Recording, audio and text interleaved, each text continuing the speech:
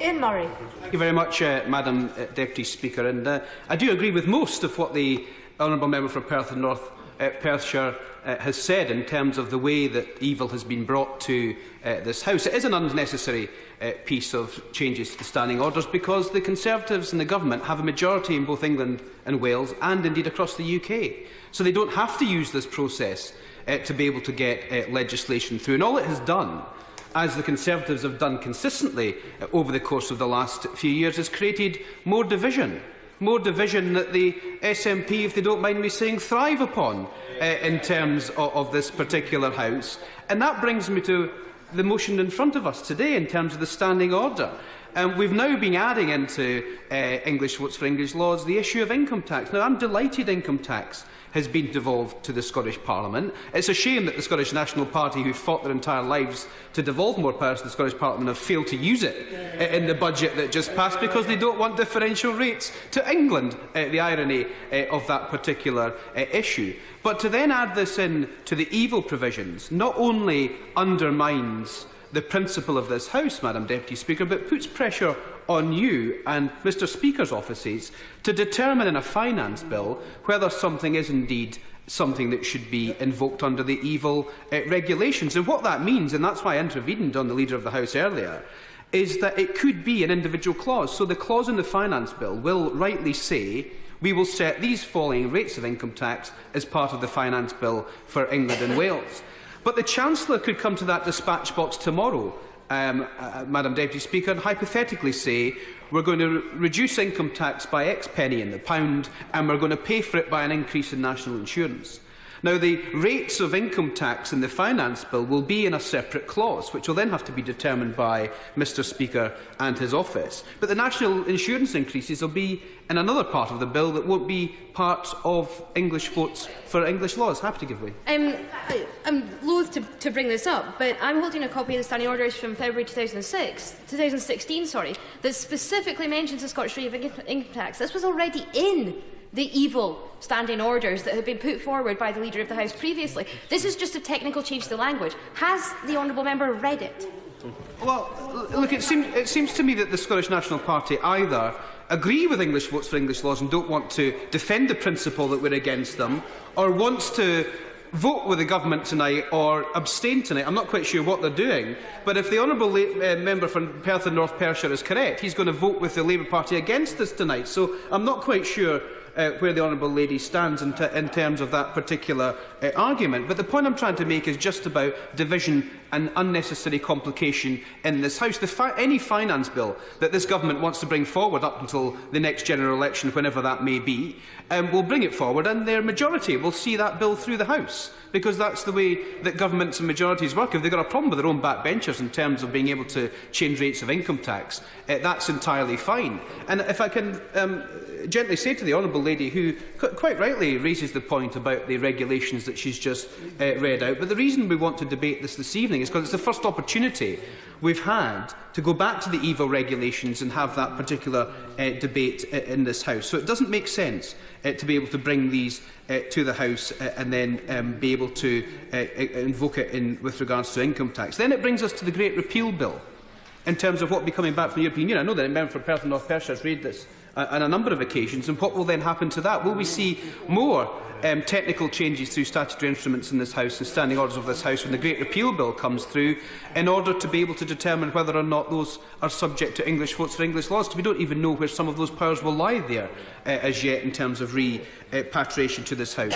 And importantly, none of these issues were examined in real depth as part of the Mackay Commission proposals that were brought forward in terms of the real impact and the knock-on effect that these provisions have in terms of the way this House operates.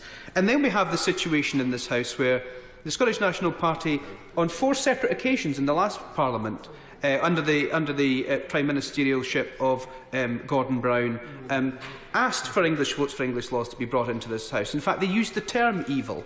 And then after 2015, I don't know what happened in 2015, they must have won more seats, Madam Deputy Speaker, but then they became opposed to English votes for English laws, and now they're reluctantly voting against this measure this evening. And I think the member for Perth North Perthshire just said he profoundly disagreed with these provisions, and it was a matter of principle, but wasn't quite sure if he was going to vote against them or not, and seemed to say that these were just technical changes that came through as part of the government's proposals. And then on top of all that, Madam Deputy Speaker, the greatest anomaly in all of these regulations, including the one we've got in front of us this evening, is even when the member for Perth and North Perthshire springs up at this strange standing committee where the mace goes down and the Madam Deputy Speaker moves to the chair's chair to be able to take proceedings and nobody speaks, the member for Perth and North Perthshire invariably and quite rightly rails against English votes for English laws, and then the Scottish National Party don't vote on the bills in any case when it gets to third reading and when they're allowed to vote on them. So they're actually in practice demonstrating English votes for English laws in any case. And I remember and recall the circumstance of the very first housing bill, where evil provisions were put in place for the first time in this House, and the member for Perth and North Perthshire railed against evil quite rightly, and we supported them on that, and then they didn't vote on the third reading of the House and bill in any case, when they were entitled to vote. So I'm not quite sure where the principles of that lie, or whether or not he should have been voting on the housing bill. I'm happy to give way. I thank the honourable member for giving way, but does he not recognise that there can be, of course we support the principle of English votes for English laws, and it's ultimately the logical conclusion of independence. There's a difference between supporting that concept in principle and this particular dog's breakfast of standing orders that were brought forward in such a rush after 2015. It's these procedures that we have an issue with, not the principle of English votes for English laws. And quite right, it is a dog's breakfast, which is why I'm so surprised that your spokesperson on the front bench didn't rail against this particular dog's breakfast, but welcomed this technical change and isn't quite sure if he'll vote for it, against it or abstain on it this evening. If it is a dog's breakfast and a matter of principle, let's try and fight these changes at every possible turn, of which this is a great and ideal opportunity in this House this evening. Madam Deputy Speaker, I'll conclude just by saying what the alternative is for the government. Let's take away all of these changes to standing orders, the mess that you're making to the Constitution, or the honourable gentleman's making to the Constitution, and get to a point whereby we have a set of constitutional arrangements in this House that work for the UK. We've called for a constitutional convention that would look at all of these particular issues. It would look at the House of Lords, the other place. It would look at everything we do in terms of this Constitution and do it in a sensible, pragmatic approach where you can look at everything in the round and come out with something that the public want. And it's about time to start bringing the country together. No more division, no more separating different classes of MPs, no more bringing standing orders to this House that merely decide to set one MP off against another. Let's work together to try and find a set of circumstances that work for this entirety of this House. Because it seems to me that this Conservative government, when they talk about take back control, they're not talking about taking back control to the people of this country, they're talking about taking back control for themselves. And that's at the principle of all these English votes for English laws. It is a dog's breakfast. It doesn't work, as we've seen highlighted time and time again in this House. It's a waste of this House's time to be able to go through a process of a standing committee to go through whether or not we have English votes for English laws. It's inelegant, and we will be voting against this evening to send out a strong message that we are all one in this House in terms of members of Parliament, and the government really has to go back and think again of what they're doing to the procedures in this famous House of Commons.